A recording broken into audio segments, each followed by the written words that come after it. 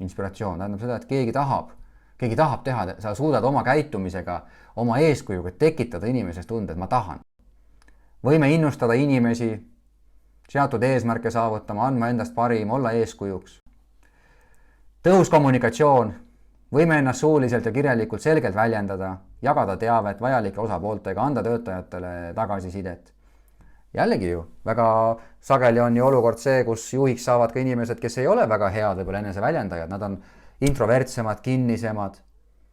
Ja nüüd, kus see juhtimise kompetentsi mudel sisse tuleb?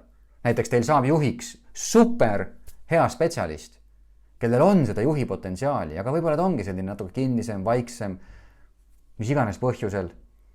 Tal on ebamugav võib-olla klassi ees rääkida, siis see on üks aspekt, mis aitab tal ennast taaskord kalibreerida ja mõtestada lahti, et okei, ma vaatan nende ülejäänud asjadega, mul on asjad päris hästi, aga tõepoolest ma ei ole just kõige parem kommunikatsioonis. Kuidas ma saan ennast siin arendada?